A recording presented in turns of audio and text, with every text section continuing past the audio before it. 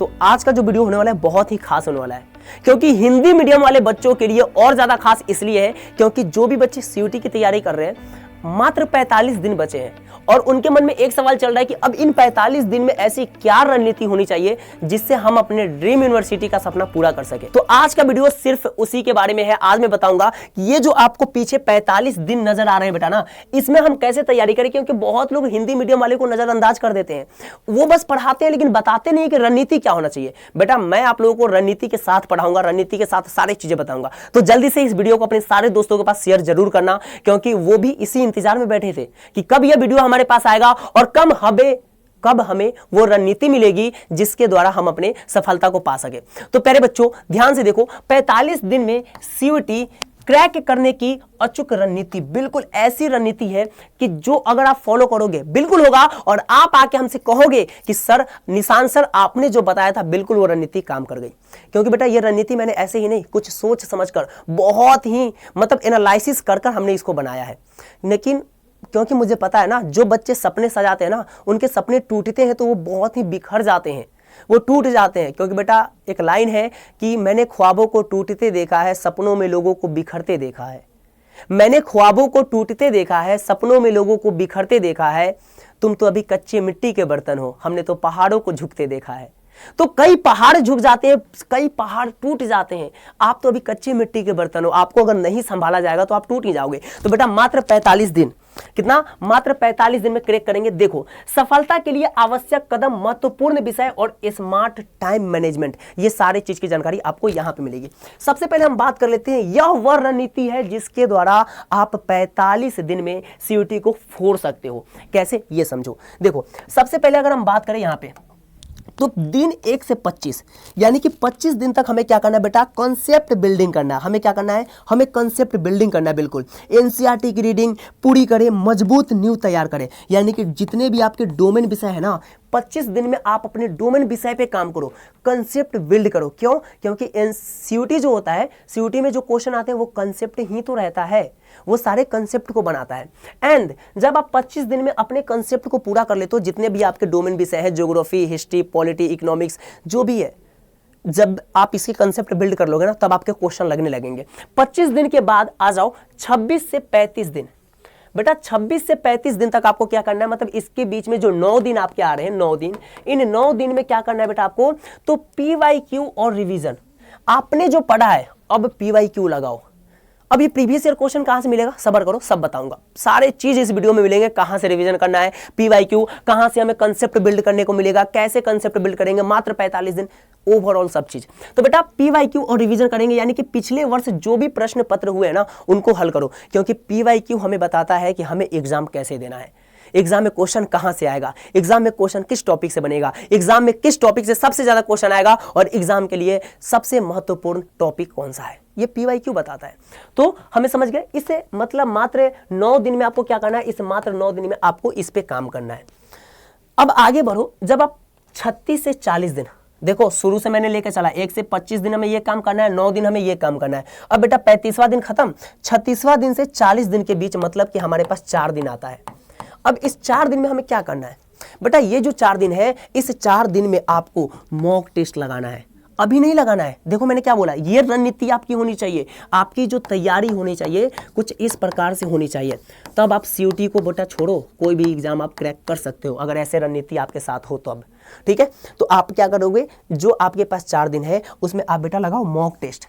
ठीक है, जितने मॉक टेस्ट हो रहे हैं, ठीक है, और अपने गलतियों का विश्लेषण करो। आप देखो कि हमारी गलती कहां हो रही है, हम किन चीज को गलती कर रहे हैं, कौन सा टॉपिक हमसे मिस हो रहा है, कौन से टॉपिक पे हम ज्यादा गलती कर रहे हैं, कौन सा टॉपिक हमें समझ में नहीं आ रहा है, ये सारी चीजों को कवर करो।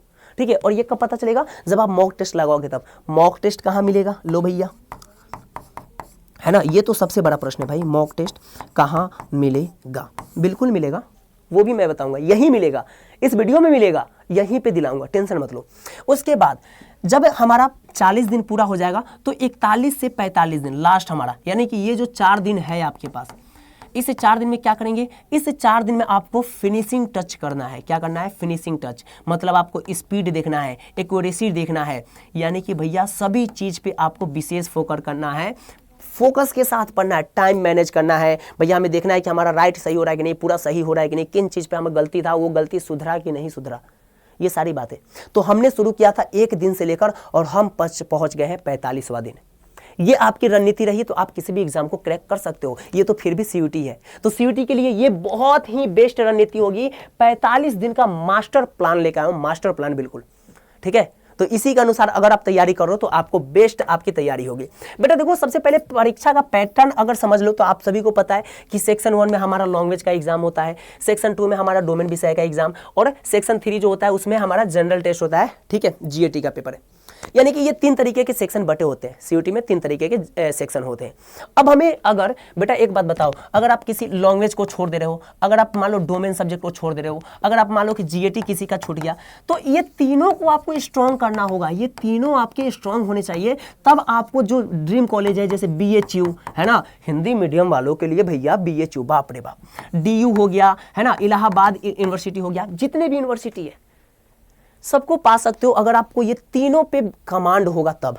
और कमांड की रणनीति मैंने पहले ही बता रखा है, ठीक है, मैंने ज्यादा टाइम लिया नहीं है, लेकिन आगे और भी चीजें हैं जो मैं आपको बताऊंगा। पीवाईक्यू कैसे मिलेंगे, एमसीक्यू कहां, रिवीजन कैसे करेंगे, क्या करना है, वो सारी चीजें बेटा। उसके बाद देखो, तैयारी के लिए आवश्यक अध्ययन सामग्री, क्या क्या अध्ययन के लिए, तो डोमेन विषय के लिए बेटा कक्षा 12वीं की एनसीईआरटी की किताबें सबसे महत्वपूर्ण है। और टीचर अगर जहां भी लोग पढ़ा रहे ना, मैं तो बोलूंगा कि सारे टीचर एनसीईआरटी पढ़ाओ भाई बच्चों को, है ना, एक एक विषय को, एक एक चीज को, एक एक टॉपिक को कवर करके पढ़ाओ, ठीक है। और जनरल और प्रैक्टिस के लिए बेटा करेंट अफेयर सबसे अच्छा, सारे करंट अफेयर पढ़ो, पिछले साल के करंट अफेयर उठा के देख लो एक बार, ठीक है। तो ये आपके लिए बहुत जरूरी है, ठीक है, ये आपके लिए क्या है, बहुत जरूरी है। सब चीज का लाइन बाय लाइन बिल्कुल अध्ययन करो, तो यहां पे आपको पता चल रहा है धीरे धीरे, ठीक है। डोमेन सब्जेक्ट की रणनीति क्या होनी चाहिए, तो बेटा एनसीईआरटी पर पूरा फोकस कर लो, एनसीईआरटी पर पूरा। सिलेबस कक्षा 12वीं तक ही सीमित है, लेकिन इससे बाहर का ज्यादा नहीं पढ़ना है। हम तो बोल रहे भाई बाहर का पढ़ो ही मत, हम जो बता रहे बस उतना पढ़ो ना, उतना अगर करोगे ना तो तुम्हारे पास छोड़ो, तुम हर एक चीज को कर सकते हो, हर एक एग्जाम निकाल सकते हो, सीयूटी एग्जाम आसानी से निकाल लोगे, बस रणनीति के साथ चलो, ठीक है। बेटा देखो, ध्यान रहे कि सीयूटी में 12वीं का सिलेबस आता है, इसलिए सीबीएसई द्वारा हटाए गए चैप्टर्स भी पढ़े, बिल्कुल। और बहुत लोग तो ये करते हैं ना भाई, जो चैप्टर्स हट गए हैं चलो छोड़ देते हैं। अरे भैया नहीं, 12वीं का सिलेबस तो आता है, लेकिन सारे कवर करो ना, सभी चीज को कवर करो, समझ आ रही है, सभी चीज को कवर करना हमें, टोटल ओवरऑल, मतलब कि ऑल रणनीति हमें जो है ऑल तैयारी करके जाना है, एक भी चीज हमें क्या है छोड़ना नहीं है, ठीक है। उसके बाद देखो बेटा, अब एक बात बताओ कि मॉक टेस्ट और रिवीजन का महत्व, ये तो भाई 100% पेपर एनालिसिस, ये जो चीज है ना मॉक टेस्ट और रिवीजन, यही तो सबसे ज्यादा जरूरी है। प्रैक्टिस एंड मॉक टेस्ट, ये दोनों किसी भी एग्जाम के लिए रामबाण साबित होता है। यानी कि बेटा केवल टेस्ट देना काफी नहीं है, मॉक टेस्ट से आपको पता चलेगा कि आप कितने पानी में हो, आप कितना नंबर आ रहा है, आपका कितना नंबर आ रही है, मॉक टेस्ट से ही पता चलेगा। मिलेगा कहां बेटा, इससे आपको रिवीजन का तकनीक पता चलता है। ये जो मॉक टेस्ट है ना, इससे आपको रिवीजन का तकनीक पता चलता है कि रिवीजन कैसे करना है ना, मॉक टेस्ट से। ये बात याद रखना, टाइम मैनेजमेंट है ना, जो मॉक टेस्ट आप लगाओगे ना तो उससे आपका टाइम मैनेज होगा, क्योंकि सीयूटी के एग्जाम में टाइम भी कहीं ना कहीं बहुत बड़ी बात है। वहां पे बहुत बच्चे ऐसे होते हैं कि एक क्वेश्चन पे ज़्यादा टाइम दे देते हैं और कुछ क्वेश्चन को छोड़ देते हैं। तो भैया हमें टाइम मैनेज करना आना चाहिए, हमें टाइम मैनेज करने बहुत अच्छे से आना चाहिए। अब बेटा ये देखो, यही तो वो सरप्राइज है जो आपके लिए मैं लेके आया हूँ, ठीक है। ये तो रणनीति बता दिया, लेकिन इस रणनीति को लागू कैसे करें, कंसेप्ट बिल्ड कैसे करें, पीवाईक्यू कहां से लगाए, एमसीक्यू की प्रैक्टिस कहां से करें, शुरू में बताया था रणनीति, सब आपको मिलेगा केवल और केवल यहां पे मात्र 1999 में, 1999 रुपए, यानी कि 1999 में मिलेगा। लेकिन घबराओ मत, और कम होगी, ये डिस्काउंट है तो और डिस्काउंट हम करेंगे बेटा जब आप NS100 कोड यूज करते हो। क्या, NS100, ठीक है, कैरियर्स अड्डा ऐप डाउनलोड करके NS100 कोड यूज करते हो तो आपकी ये वाला जो प्राइस है ना, ये और ज्यादा डिस्काउंट होगा और कम हो जाएगा।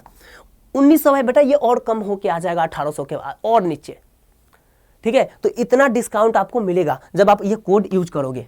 तो बेटा अगर आप कोड यूज करके जब ये बैच लेते हो ना, ये नया फ्रेश बैच है, यहां पे देखो लिखा है क्या, तो बेटा प्रारंभ होने वाला है 19 मार्च से, 19 मार्च से प्रारंभ होने वाला बैच है, लेकिन बेटा एक चीज और लगाया गया है कि यह ऑफर बहुत ही कम समय का है, 16 मार्च तक ऑफर है, 16 मार्च सुबह 10 बजे तक ऑफर है। अगर आप इतने से कम प्राइस में और डिस्काउंट में इस कोड के साथ और डिस्काउंट में ये लेना चाहते हो तो ये आपका 16 मार्च के सुबह 10 बजे तक है, आप ले गो। अब बेटा यहाँ पे जो चीज मैंने बताया ना रणनीति में, PYQ मिलेंगे, यहाँ पे मॉक टेस्ट आपको मिलेंगे, यहाँ पे भारत के सर्वश्रेष्ठ शिक्षक आपको मिलेंगे, बहुत अच्छे तरीके से आपकी तैयारी होगी, बेहतरीन तैयारी। बेटा यहाँ पे मेंटरशिप व्हाट्सएप ग्रुप में जोड़ा जाएगा आपको। जब आप ये बैच लोगे आपको मेंटरशिप व्हाट्सएप, यानी कि भैया जब उस महाभारत के युद्ध में अर्जुन जैसे योद्धा को एक सारथी की जरूरत पड़ गई, आप तो फिर भी अभी रणभूमि में हो। अभी तो रणभूमि छोड़ो, मरण भूमि में, ये क्या ही बात है बताओ।